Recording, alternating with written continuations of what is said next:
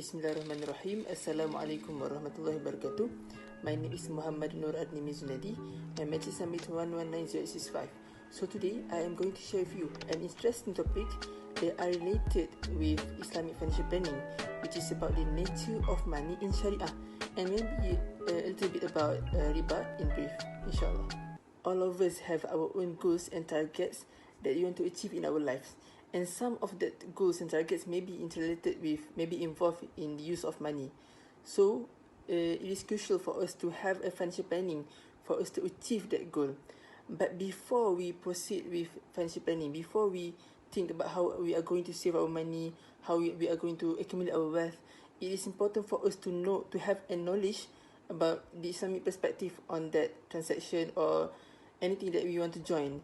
Because if not, we might be involved, we might fallen into the prohibited transaction or activities according to Islamic law.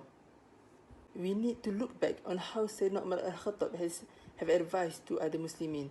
He has said that Ya ma'ashar tujar la yabi'un fi sukina man la yafqah wa illa akala riba radiya am aba, which means that dear traders or traders, do not sell in our market for those who do not have the knowledge of buying and selling in accordance to Islam, because if not, you shall fall or you shall eat riba, whether you please it, whether you want it, you are willing with it or not.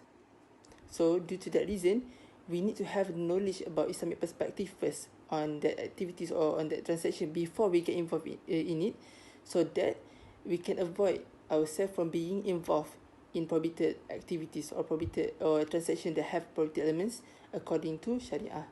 Hence, this topic that I'm going to share with you today, which is about the nature of money according to Shariah, maybe might help us a little bit in understanding about the money in the Shariah perspective, and also about the riba, why some transaction may involve in riba and other else. Alright, so in Islamic perspective, Islam distinguish between the money and also commodities.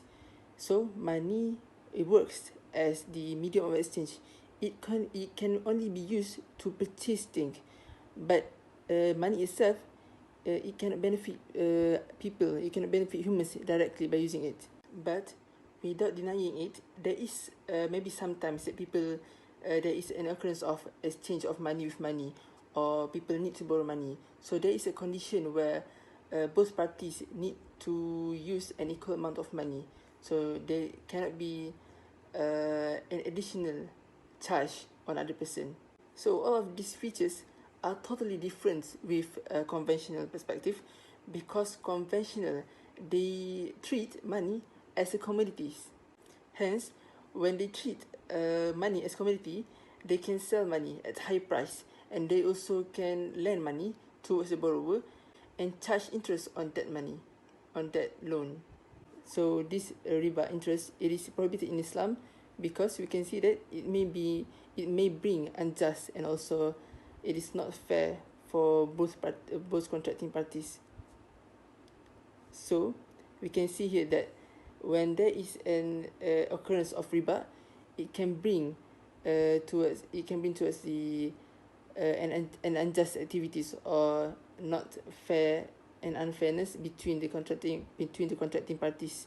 So this might be the reason why Islam prohibited this kind of transaction. So let me explain a little bit about riba. So there is two types of riba, which is riba in sales and also riba in debts. Riba in debts, we call it as riba jahiliyah, and riba in sales, there is three types of riba in sales, which is riba al-yad, riba al-nasiyah, and also riba al-fadl. But some scholars treat riba al-yad and also riba al-nasiyah as the same type of riba. Riba in debt occurs when there is an increase in the repayment of loan or debt. On the other hand, riba in sales only occurs on the ribawi items, which there are 6 ribawi items that have been listed by Prophet Nabi Muhammad SAW, peace be upon him, which are gold with gold, al-dhahabu, al-fiddah, silver, al-burru, which is wheat, al-sha'iru, barley, and tamru, dates, and also salt, which is al-mah. And that is the 6 riba item that have been listed out by Nabi Muhammad SAW. The hadith said that gold for gold, silver for silver, wheat for wheat, barley for barley, dates for dates, salt for salt, like for like, equal for equal, and hand to hand. However, if the commodities differ, you may sell as you wish, provided that the exchange is hand to hand. Therefore, this is the sixth riba item that had been listed by Nabi Muhammad SAW, and trading any of these goods for goods of the same type in different quantities are forbidden. From this hadith also, we know that gold and silver, it acts as a medium of exchange, which is same with fiat money that we are using today, which is the paper money and also coins.